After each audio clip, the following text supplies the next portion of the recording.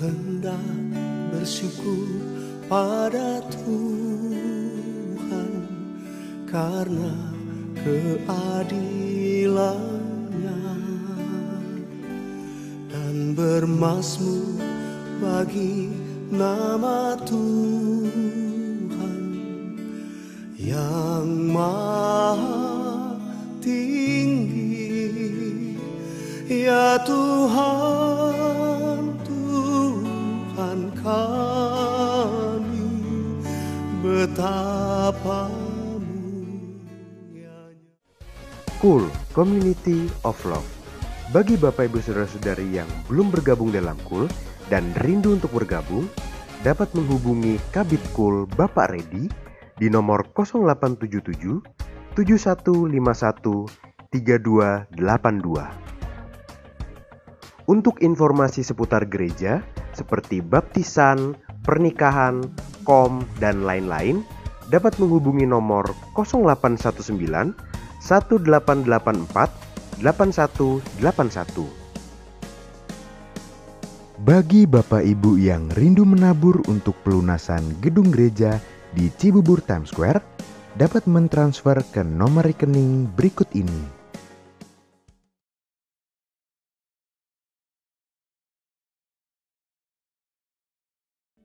Shalom saudara-saudara. Sebelum kita mulai ibadah, mari kita memperkatakan makna dari Pentakosta yang ketiga.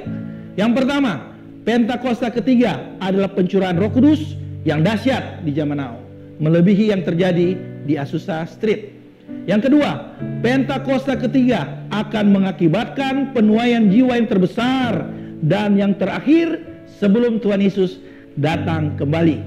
Yang ketiga, Pentakosta ketiga akan membangkitkan generasi Yeremia, yaitu anak-anak muda yang dipenuhi Roh Kudus, cinta mati-matian kepada Tuhan Yesus, tidak kompromi dengan dosa, dan akan bergerak untuk memenangkan jiwa. Yang keempat, Pentakosta ketiga lahir di Indonesia yang bergerak ke bangsa-bangsa. Gerakan ini dari timur ke barat dan akan kembali ke Yerusalem. Yang kelima, Pentakosta ketiga akan memberikan kita kuasa untuk menyelesaikan amanat agung Tuhan Yesus. Dan setelah itu Tuhan Yesus akan datang kembali. Haleluya, amin. Haleluya, shalom Bapak Ibu Saudara. Saya mau lihat tangan yang terangkat, katakan shalom. Selamat hari Minggu buat kita semua. Mari semua saya undang bersukacita hari ini melayani Tuhan. Yang bisa berdiri di rumah-rumah, yuk bangkit berdiri. Karena kita mau memasyurkan nama yang dahsyat. Dia sumber kekuatan kita. Mari tepuk tangan yang dahsyat bagi Allah kita. Woo! Thank you Lord. Terima kasih ya Tuhan. Mari sama-sama nyanyikan. Allah sumber kekuatan kita. Woo! Allah sumber kuatku, Allah sumber kuatku, Allah sumber kuatku dan bagian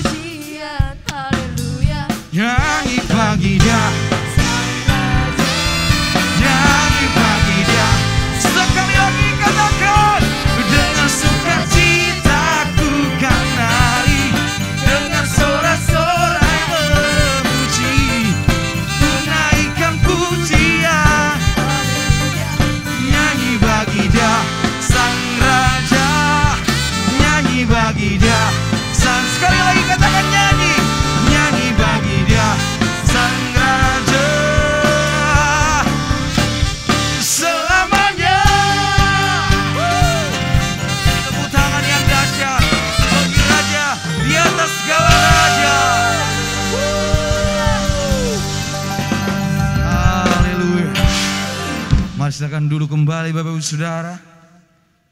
Kita mau lebih lagi masuk dalam hadirat Tuhan. Haleluya. Terima kasih Tuhan. Sebab hadirat-Mu melegakan kami, menyembuhkan kami ya Tuhan. Terima kasih menyadarkan kami bahwa tata kudus-Mu adalah tempat kami memperoleh kekuatan yang baru ya Tuhan. Thank you Lord. Haleluya.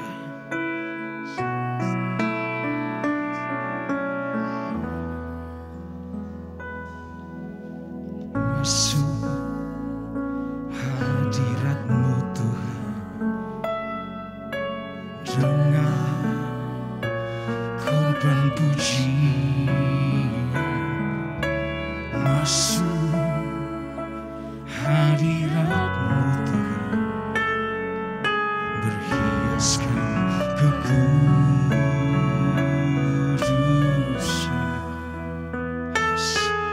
Di hadapan haleluya hadirat-Mu Tuhan ku rasakan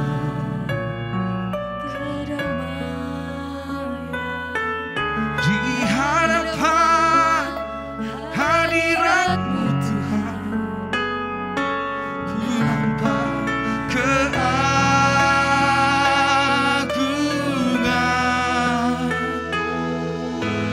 Yesus.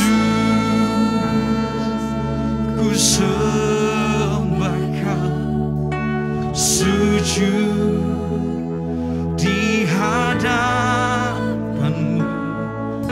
Keinginan dalam hidupku hanya untuk menyembah-Mu. Katakan Yesus, Yesus. Ku sembah Kau, sujud di hadapan-Mu. Keinginan dalam hidupku hanya untuk menyembah-Mu.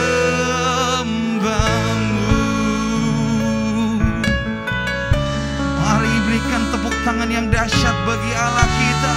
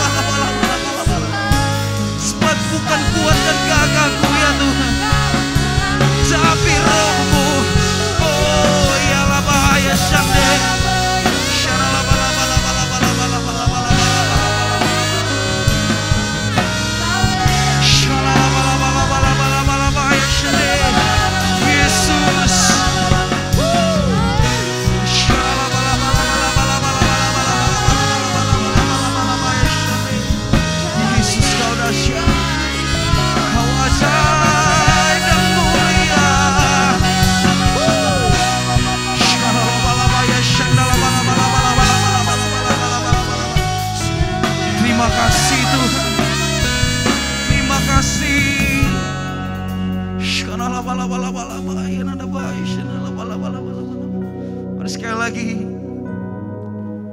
angkat tanganmu dua-dua di hadapan Tuhan. Sebab kami menyembah bukan karena manusia, tapi karena Allah yang dahsyat, yaitu sumber pengharapan dan kekuatan kami ya Tuhan.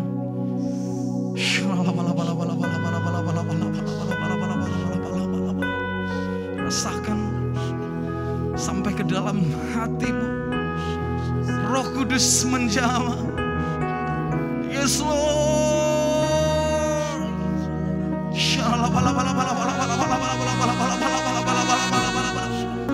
Yes Lord.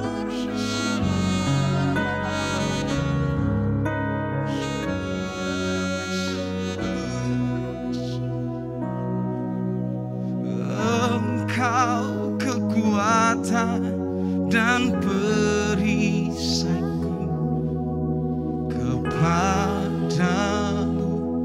rohku berserah.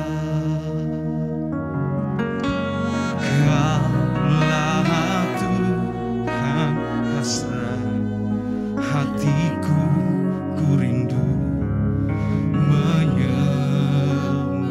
Engkau kekuatan, Engkau kekuatan dan perisai, kepadamu rohku berserah. Kaulah Tuhan, Kaulah Tuhan hasrat hatiku, ku rindu menyembah. Yes, panggil dia Yesus. Yesus, Yesus, kau berarti bagiku.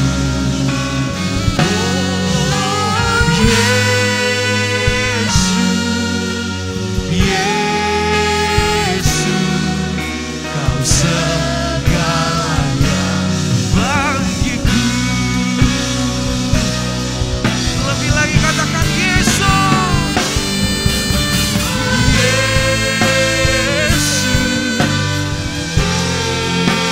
Yesus, kau berarti bagiku.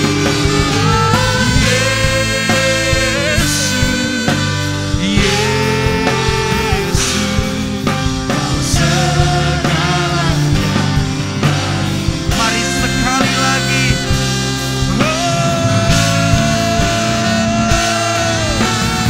Yesus, Yesus, kau berarti bagiku. Oh Yesus, Yesus, kau segalanya bagiku. Kau segalanya, kau segalanya bagiku. Yesus, kau segalanya bagiku. Mari tepuk tangan dan sorak-sorai bagi Allah kita yang dahsyat. Sorakan Yesus dahsyat. Haleluya, haleluya, haleluya. Terima kasih Tuhan, Kau dahsyat dan kami bersuka cita karena kemenangan yang daripada Tuhan. Haleluya. Bapak Ibu Saudara, tiba saatnya kita akan mendengarkan kebenaran firman Tuhan. Mari sekali lagi kita antusias sambil tepuk tangan yang dahsyat bagi Allah kita. Kita sambut kebenaran firman Tuhan sambil sorakan haleluya.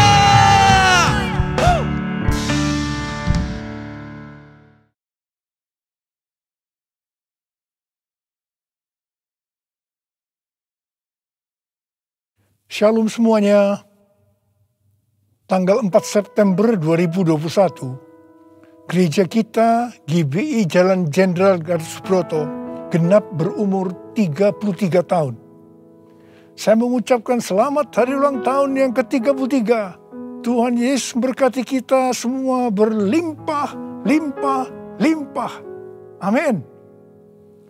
Pesan Tuhan untuk memasuki tahun yang ke-34 terdapat dalam Kolose 3 ayat 1 sampai dengan 4. Demikian bunyinya. Karena itu, kalau kamu dibangkitkan bersama dengan Kristus, carilah perkara yang di atas, di mana Kristus ada, duduk di sebelah kanan Allah. Pikirkanlah perkara yang di atas, bukan yang di bumi. Sebab kamu telah mati, dan hidupmu tersembunyi bersama dengan Kristus di dalam Allah. Apabila Kristus yang adalah hidup kita menyatakan diri kelak, kamu pun akan menyatakan diri bersama dengan Dia di dalam kemuliaan. Kita harus mencari dan memikirkan perkara-perkara di atas, bukan yang di bumi. Supaya pada waktu Tuhan Yesus menyatakan diri kelak, artinya pada waktu Tuhan Yesus datang untuk menjemput gerejanya, kita juga akan menyatakan diri bersama dengan Tuhan Yesus di dalam kemuliaannya. Yang artinya kita juga akan ikut dalam pengangkatan dan akan masuk surga. Memikirkan dan mencari perkara yang di atas, artinya kita harus menilai, mempertimbangkan, dan memikirkan segala sesuatu dari sudut pandangan kekekalan dan sorga. Memikirkan dan mencari perkara yang di atas, artinya kita harus berpikir dan bertindak sesuai dengan pikiran dan tindakan Kristus. Ini kita lakukan karena kita ada bersama dengan Kristus. Kita akan terus melakukan dengan setia, karena Kristus adalah hidup kita, sampai kita bertemu dengan Dia dalam kemuliaannya, yaitu pada waktu Dia datang kembali untuk menjemput gerejanya. Perkara yang di bumi dapat berbicara tentang hidup yang duniawi, yang dinyatakan dalam rupa perintah, peraturan, dan ajaran yang tidak membawa seseorang kepada pengenalan akan Kristus.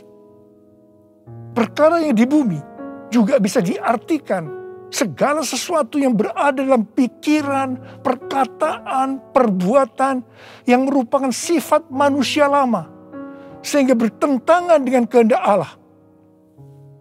Supaya kita bisa memikirkan dan mencari perkara yang di atas, maka kita harus mempunyai hubungan yang intim dengan Tuhan. Hati kita harus melekat kepada Tuhan. Banyak berdoa, memuji dan menyembah Tuhan. Kita harus memiliki kasih yang semula. Kita harus melakukan kehendak Bapa di sorga. Kita harus hidup berintegritas.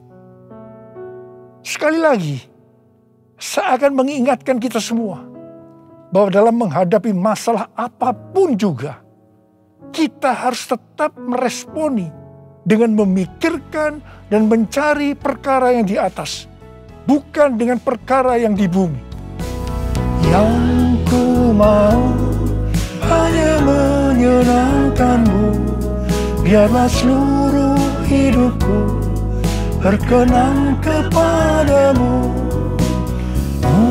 Bukan emas, perak bahkan permata, namun kau segalanya yang terbaik di dalam hidupku. Haleluya, terpujilah Tuhan. Haleluya, kekal selamanya. Haleluya, terpujilah Tuhan Allah Maha Kuasa. Allah Maha Kuasa. Allah Maha Kuasa.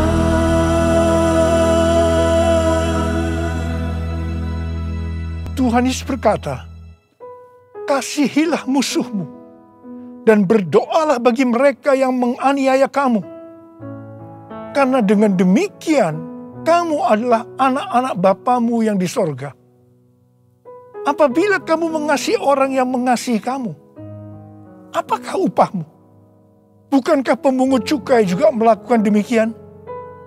Dan apabila kamu hanya memberi salam kepada saudara-saudaramu saja, bukankah orang yang tidak mengenal Allah juga melakukan hal yang seperti itu? Karena itu haruslah kamu sempurna, sama seperti Bapamu yang di sorga adalah sempurna. Kita tahu bahwa ini tidak mudah untuk dilakukan. Tapi bukan berarti tidak bisa. Kita pasti bisa melakukannya. Kita harus mengingat Amsal 4 ayat 23 yang berkata, jagalah hatimu dengan segala kewaspadaan, karena dari situlah terpancar kehidupan. Kita akan mengalami kehidupan kekal selama-lamanya jika hati kita mau mengampuni orang yang bersalah kepada kita. Tuhan Yesus mengajar dalam doa Bapa kami, ampunilah kami atas segala kesalahan kami, seperti kami juga mengampuni orang yang bersalah kepada kami. Kalau kita tidak mengampuni orang yang bersalah kepada kita, maka Tuhan juga tidak akan mengampuni kita. 1 Yohanes 3 ayat 14 dan 15 berkata, kita tahu bahwa kita sudah berpindah dari dalam maut ke dalam hidup, yaitu karena kita mengasihi saudara kita. Barang siapa tidak mengasihi, ia tetap di dalam maut. Setiap orang yang membenci saudaranya adalah seorang pembunuh manusia. Dan kamu tahu bahwa tidak ada seorang pembunuh yang tetap memiliki hidup yang kekal di dalam dirinya. Karena itu, mari kita harus mencari dan memikirkan perkara yang di atas, bukan yang di bumi. Haleluya, terpujilah Tuhan. Haleluya, kekal selamanya. Haleluya, terpujilah Tuhan Allah Maha Kuasa. Allah Maha Kuasa. Allah Maha Kuasa. Mazmur 15 ayat 1 berkata, Tuhan, siapa yang boleh menumpang dalam kemahmu? Siapa yang boleh diam di gunungmu yang kudus? Salah satu syaratnya terdapat dalam Mazmur 15 ayat 4c, yaitu mereka yang berpegang pada sumpah, walaupun rugi. Tuhan Yesus berkata, kalau ya, katakan ya. Kalau tidak, katakan tidak. Jadi kalau kita sudah berkata ya, artinya berjanji ya. Apapun yang akan terjadi, kita harus tetap ya, walaupun rugi. Terus terang saya banyak melihat orang-orang yang sudah berkata ya, tetapi begitu akan merugi, kadang-kadang seperti lupa kalau pernah berkata ya, dan mencari 1001 alasan bagaimana untuk ya berubah menjadi tidak, meskipun harus lewat proses hukum. Ini yang disebutkan perkara yang di bumi, bukan perkara yang di atas. Amsal 21 ayat 21 berkata, siapa mengejar kebenaran dan kasih akan memperoleh kehidupan, kebenaran, dan kehormatan.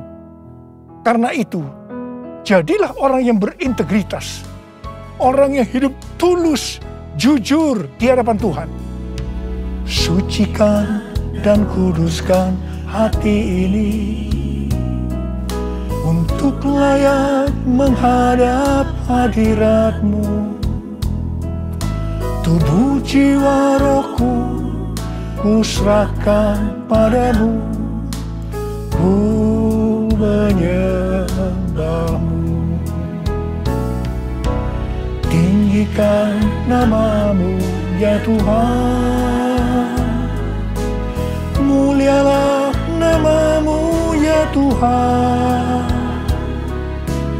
tiada lain seperti Engkau ya Allahku, besar kuasa-Mu. Menurut kalender Ibrani, dari tanggal 6 September 2021 sampai dengan 26 September 2022, kita memasuki tahun 5782 yang disebut sebagai tahun P-Bet. P-Bet artinya 82. P adalah angka 80, menggambarkan mulut. Jadi masuk tahun P-Bet ini, kita diingatkan kembali tentang mulut. Bet atau huruf kedua dalam alfabet Ibrani digambarkan dengan sebuah tenda atau rumah atau tempat kediaman. Ada dua tempat tinggal dari umat manusia. Yang pertama di dunia. Yang kedua di sorga atau di neraka.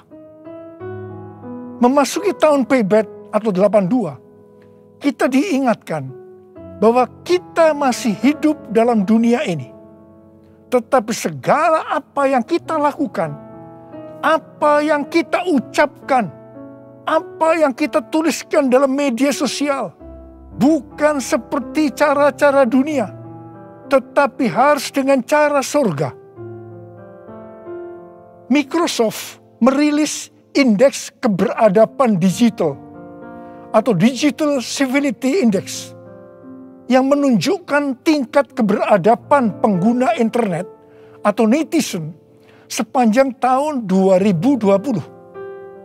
Hasilnya memprihatinkan karena menunjukkan tingkat keberadaban netizen Indonesia sangat rendah. Berdasarkan laporan survei dari 16.000 responden di 32 negara antara bulan April sampai Mei 2020. Ini menunjukkan Indonesia ada di peringkat ke-29 terburuk di Asia Tenggara. Saya percaya netizen ini termasuk di dalamnya orang-orang Kristen juga. Tuhan Yesus berkata dalam Matius 12 ayat 36 dan 37. Tetapi aku berkata kepadamu, setiap kata sia-sia yang diucapkan orang harus dipertanggungjawabkannya pada hari penghakiman. Karena menurut ucapanmu engkau dibenarkan, dan menurut ucapanmu pula engkau akan dihukum. Tuhan Yesus akan segera datang kembali. Mari, saya mengajak kita semua untuk berhati-hati dengan mulut kita. Juga dengan apa yang kita tuliskan di media sosial. Apakah itu hoax atau ujaran kebencian, supaya jangan kita dihukum. Amsal 21 ayat 23 berkata, siapa memelihara mulut dan lidahnya, memelihara diri daripada kesukaran. Karena itu, pikirkanlah dan carilah hal-hal yang di atas, di mana Kristus tinggal, bukan seperti yang di bumi.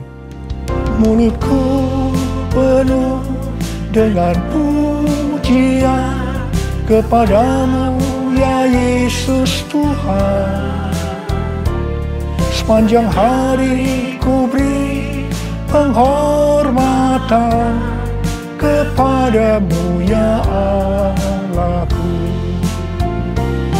Mulutku penuh dengan pujian kepadamu ya Yesus Tuhan. Sepanjang hari ku beri penghormatan kepadamu ya Allahku.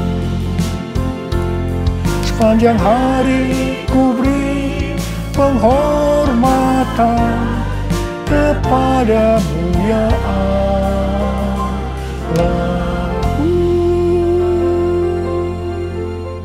1 Korintus 6 ayat 19 berkata, atau tidak tahukah kamu bahwa tubuhmu adalah bait Roh Kudus yang diam di dalam kamu, Roh Kudus yang kamu peroleh dari Allah, dan bahwa kamu bukan milik kamu sendiri.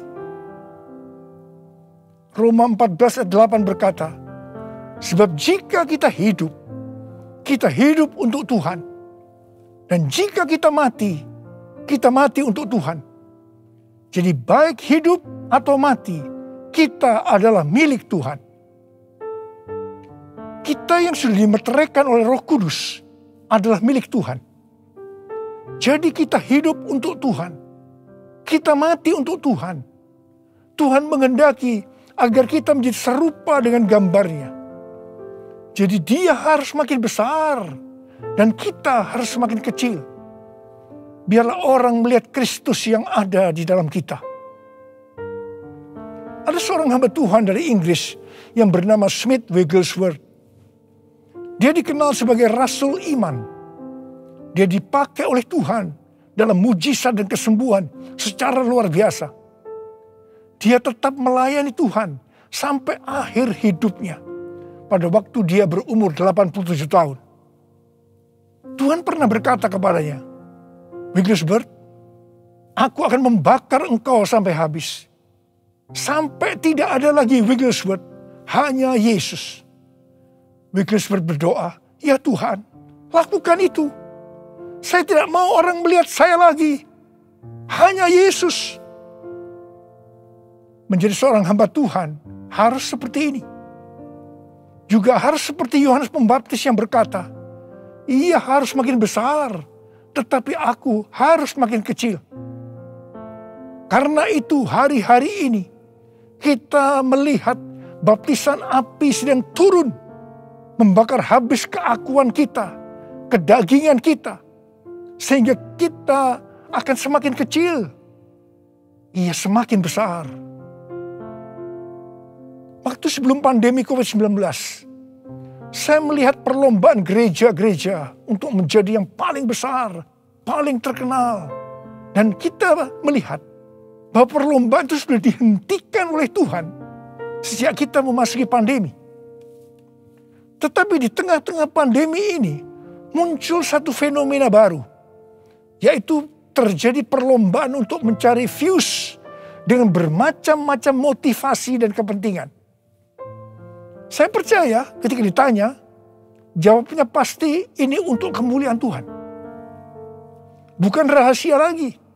Kalau seseorang mempunyai jumlah views yang banyak, pasti akan terkenal, mendapat pujian, untuk kebanggaan kalau kita dipakai oleh Tuhan. Atau kepentingan bisnis. Atau mungkin juga ada hal-hal yang lain. Tidak heran kalau views menjadi tolok ukur suatu prestasi di zaman digital ini.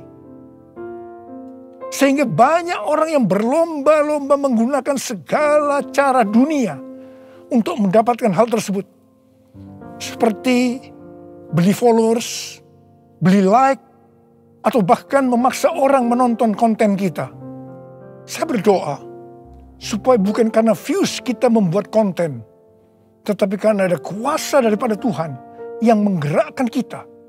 Sehingga ketika orang menonton konten yang kita buat, di situ ada aliran kehidupan yang mengisi mereka yang menonton. Hari-hari ini Tuhan mengingatkan kepada kita sebagai hamba Tuhan agar berhati-hati.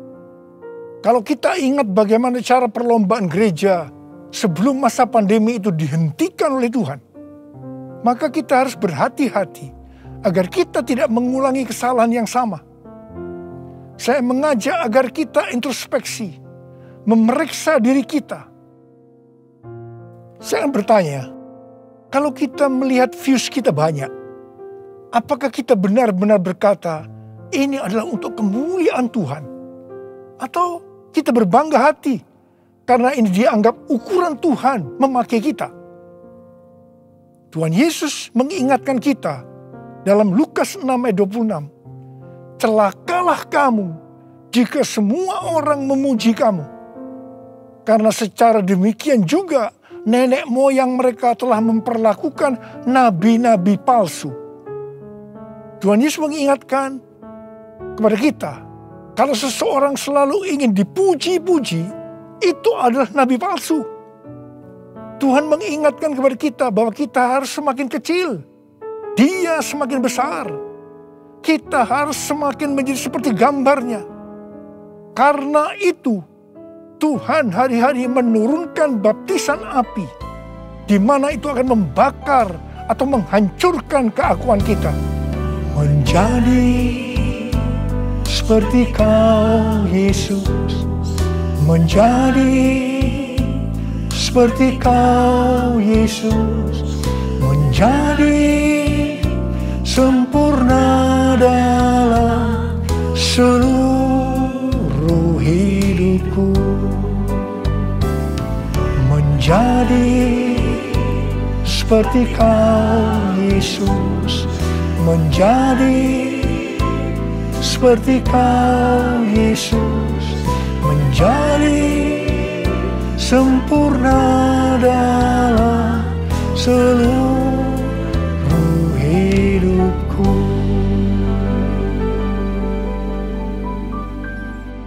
Pada waktu murid-murid Tuhan Yesus menanyakan tentang tanda kedatangannya kembali dan tanda kesudahan dunia ini, salah satunya Tuhan Yesus menjawab, adanya penyakit sampar. Pandemi COVID-19 ini bisa disebutkan sebagai penyakit sampar, sehingga pandemi ini merupakan salah satu tanda dari kedatangan Tuhan Yesus untuk kali yang kedua. Tuhan Yesus mau agar kita mempersiapkan diri sebaik-baiknya untuk menyambut kedatangan Tuhan Yesus di awan-awan yang akan menjemput gerejanya. Ini dapat diartikan bahwa kita harus mempersiapkan diri untuk ikut dalam pengangkatan. Ketika tahun 2009 Tuhan Yesus berbicara kepada saya tentang aku datang segera. Hal itu akan didahului dengan pencurahan Roh Kudus yang dahsyat. Salah satu tanda dari pencurahan Roh Kudus yang dahsyat sesuai dengan Yoel 2 ayat 31 adalah terjadinya goncangan yang dahsyat. Tahun 2013 Tuhan memberikan nama dari pencurahan Roh Kudus yang dahsyat itu sebagai Pentakosta yang ketiga. Goncangan yang dahsyat yang Tuhan maksudkan adalah pandemi COVID-19. Jadi pandemi COVID-19 ini adalah salah satu tanda bahwa Pentakosta yang ketiga sedang terjadi. Hal ini dapat diartikan bahwa pandemi ini akan membuat orang-orang mawas diri, introspeksi, bertobat, dan menjadi murid Tuhan Yesus. Pada waktu Roh Kudus dicurahkan di kamar loteng Yerusalem, maka terdengar seperti tiupan angin keras, dan tampaklah lidah-lidah seperti nyala api yang hinggap pada 120 murid Tuhan Yesus. Mereka dibaptis dengan Roh Kudus, yang juga dapat diartikan mereka mengalami baptisan api. Hal seperti ini juga terjadi hari-hari ini. Pada Pentakosta ketiga, kita juga sedang mengalami baptisan api. Pandemi adalah salah satu wujud dari baptisan api. Saya terkesan dengan pidato Bapak Presiden Jokowi pada sidang tahunan 16 Agustus 2021 yang berkata, krisis, resesi, dan pandemi seperti api. Kalau bisa, kita hindari. Tetapi jika hal itu tetap terjadi, banyak hal yang bisa kita pelajari. Api memang membakar, tetapi juga menerangi. Kalau terkendali, dia menginspirasi dan memotivasi. Dia menyakitkan, tetapi sekaligus bisa menguatkan. Kita ingin pandemi ini menerangi kita untuk mawas diri, memperbaiki, dan menguatkan diri kita dalam menghadapi tantangan untuk masa depan. Wow, saya percaya Tuhan memakai Bapak Presiden Jokowi untuk menyatakan kehendaknya melalui pandemi ini untuk Indonesia. Hari-hari ini kita sedang mengalami baptisan api. Tuhan sedang membersihkan gerejanya. Kita akan diubah oleh Tuhan. Dan melalui pandemi ini, saya percaya kita akan menjadi indah pada waktunya. Kalau ada di antara saudara yang karena pandemi ini, atau karena masalah lain, mengalami tekanan-tekanan, seperti depresi, ketakutan, kebingungan, tidak tahu apa yang harus diperbuat, merasa kehilangan masa depan. Tuhan mengingatkan kita dalam 1 Korintus 10 ayat 13. Bahwa pencobaan-pencobaan yang kamu alami ialah pencobaan-pencobaan biasa. Yang tidak melebihi kekuatan manusia. Sebab Allah setia. Dan karena itu Ia tidak akan membiarkan kamu dicobai melampaui kekuatanmu. Pada waktu kamu dicobai, Ia akan memberikan kepadamu jalan keluar. Sehingga kamu dapat menanggungnya.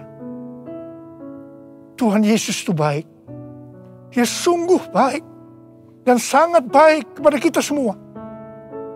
Tuhan Yesus merindukan pada saat Dia datang di awan-awan untuk menjemput gerejanya. Kita akan ikut dalam pengangkatan dan masuk surga.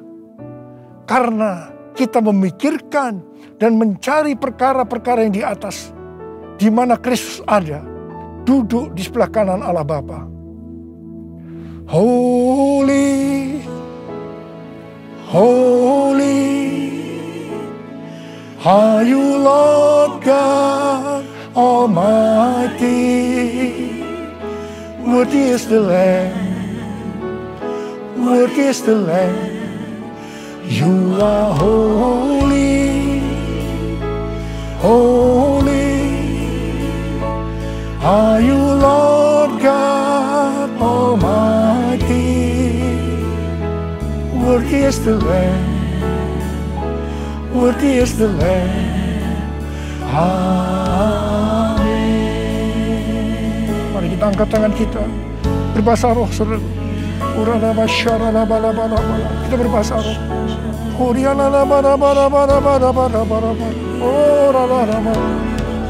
Tuhan, ya Tuhan, ya Tuhan, ya Tuhan, ya Tuhan, ya Tuhan, ya Tuhan. Oh ralaba ya ralaba ya ralaba. Ya Abba, ya Abba, ya Abba, ya Abba, ya Abba. Engkau melihat anak-anak-Mu ya Tuhan. Engkau sudah berbicara kepada kami semua. Karena kami harus mencari, memikirkan perkara-perkara yang di atas, bukan yang di bumi. Tuhan, mampukan kami ya Tuhan. Kau tolong kami semua. Oh Rabb, kami mau Tuhan. Kami mau ya Tuhan. Engkau melihat anak-anak-Mu yang saat ini mungkin sedang mengalami tekanan-tekanan. Karena pandemi, karena hal-hal yang lain. Engkau tolong mereka. Engkau menyembuhkan yang sakit. Sembuh dalam nama Yesus, sembuh. Dalam nama Yesus, sembuh. Sembuh, sembuh. Oh Rabba, oh Rabba. Holy, holy, are you Lord God Almighty? Worthy is the Lamb, worthy is the Lamb. You are holy, holy. Are you Lord God Almighty? Worthy is the Lamb, worthy is the Lamb. Amen.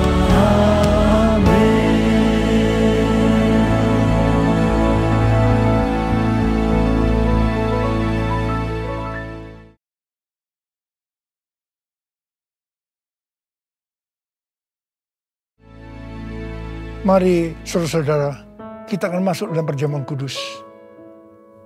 Kita akan mengingat ayat ini.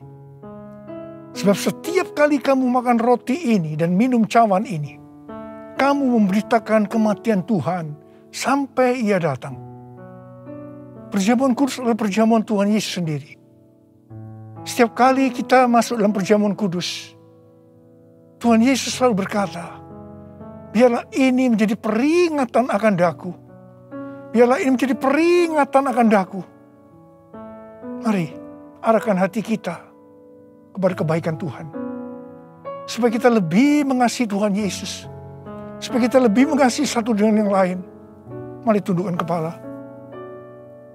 Bapa, siapakah kami sebelum kami mengenal Engkau? Kami semua orang berdosa. Upah dosa adalah maut, mati. Tetapi Engkau yang tidak berdosa telah dijadikan dosa oleh karena kami. Engkau harus turun dari sorga mulia, menjelma menjadi manusia, mati ganti kami dengan penderitaan yang luar biasa. Sungguh betapa baiknya Engkau, Aba. Kau jadikan kami sebagai anak-anak-Mu. Kau tuntun, Kau bela, Kau lindungi, Kau berkati kami. Engkau juga menegur, menghajar kami. Kalau kami berbuat salah, itu Engkau ya Aba. Itu Engkau ya Aba. Tuhan akan memberkati kita semua melalui perjamuan kudus. Tapi Tuhan mau kita makan dan minum dengan cara yang benar. Karena itu masing-masing sekarang introspeksi. Lihat keadaan dirimu masing-masing. Jangan menyimpan dosa. Kalau ada dosa yang Tuhan ingatkan saat ini, langsung minta ampun. Langsung minta ampun. Ampuni ya Tuhan. Ampuni kami. Ampuni kami ya Tuhan. Ampuni, ampuni, ampuni ya Tuhan. Ampuni ya Tuhan. Kau melihat anak-anak-Mu sedang meminta ampun Tuhan padamu. Bapa, layakkan kami untuk masuk dalam perjamuan kudus. Kami akan masuk dalam perjamuan kudus dengan hati yang penuh ucapan syukur. Dalam nama Yesus kami berdoa. Amin.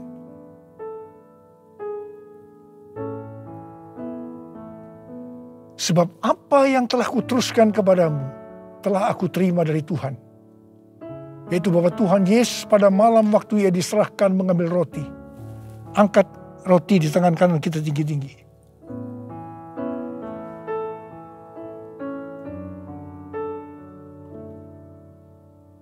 Dan sesudah itu Ia mengucap syukur atasnya. Dia memecah-mecahkannya dan berkata, inilah tubuhku yang diserahkan bagi kamu. Perbuatlah ini menjadi peringatan akan aku. Sudah dikasih Tuhan. Bukankah roti yang kita pecah-pecahkan ini adalah persekutuan kita dengan tubuh Kristus? Mari kita makan dalam nama Yesus.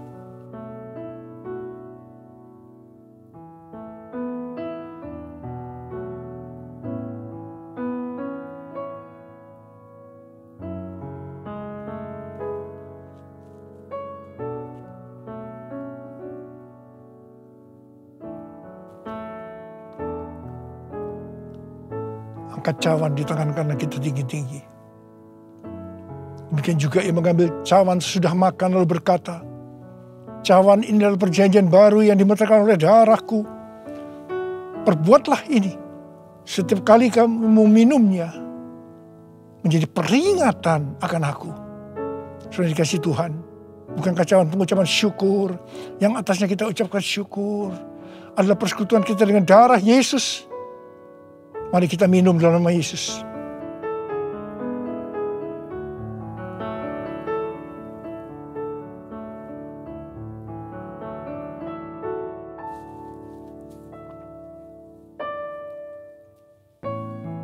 Mari angkat tangan kita, ucapkan syukur dengan suara. Jangan diam, jangan diam. Keluarkan suara.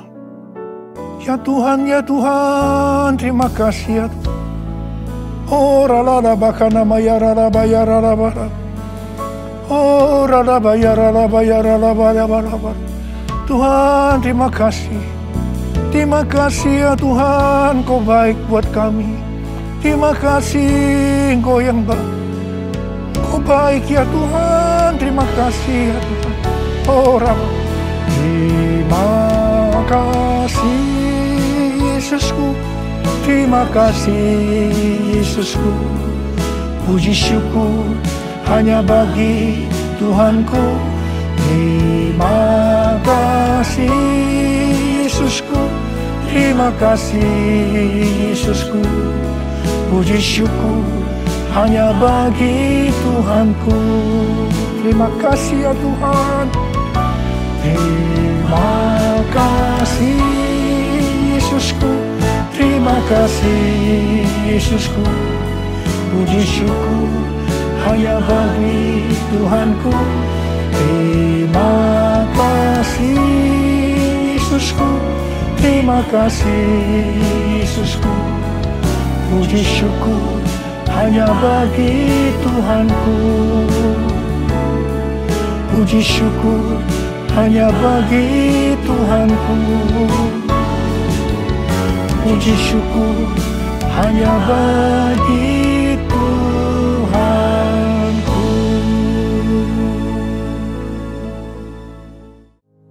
Mari kita selalu perkatakan Mazmur 91. Dalam lindungan Allah. Orang yang duduk dalam lindungan yang maha tinggi dan bermalam dalam naungan yang maha kuasa akan berkata kepada Tuhan, tempat perlindunganku dan kubu pertahananku, Allahku yang kupercayai. Sungguh, dialah yang akan melepaskan engkau dari jerat penangkap burung, dari penyakit sampar yang busuk. Dengan kepaknya ia akan menudungi engkau, di bawah sayapnya engkau akan berlindung, kesetiaannya ialah perisai dan pagar tembok. Engkau tak usah takut terhadap kedahsyatan malam, terhadap panah yang terbang di waktu siang, terhadap penyakit sampar yang berjalan di dalam gelap, terhadap penyakit menular yang mengamuk di waktu petang. Walau 1000 orang rebah di sisimu dan 10.000 di sebelah kananmu, tetapi itu tidak akan menimpamu. Engkau hanya menontonnya dengan matamu sendiri dan melihat pembalasan terhadap orang-orang fasik. Sebab Tuhan ialah tempat perlindunganmu, yang maha tinggi telah kau buat tempat perteduhanmu. Malapetaka tidak akan menimpa kamu, tulah tidak akan mendekat kepada kemahmu. Sebab malaikat-malaikatnya akan diperintahkannya kepadamu untuk menjaga engkau di segala jalanmu. Mereka akan menatang engkau di atas tangannya, supaya kakimu jangan terantuk kepada batu. Singa dan ular tedung akan kau langkahi, engkau akan menginjak anak singa dan ular naga. Sungguh, hatinya melekat kepadaku, aku akan meluputkannya, aku akan membentenginya, sebab ia mengenal namaku. Bila ia berseru kepadaku, aku akan menjawab. Aku akan menyertai dia dalam kesesakan, aku akan meluputkannya dan memuliakannya. Dengan panjang umur akan kukenyangkan dia, dan akan kuperlihatkan kepadanya keselamatan daripadaku. Haleluya Bapak Saudara, kini saatnya kita akan memberikan persembahan yang terbaik bagi Tuhan, yaitu persembahan ibadah raya dan diakonia, yang akan ditampilkan melalui QR Code di layar Bapak Ibu Saudara. Kami juga mengingatkan untuk memberikan persepuluhan bisa melalui rekening BCA yang telah disediakan. Selamat menabur, Tuhan Yesus memberkati berlimpah-limpah. Haleluya.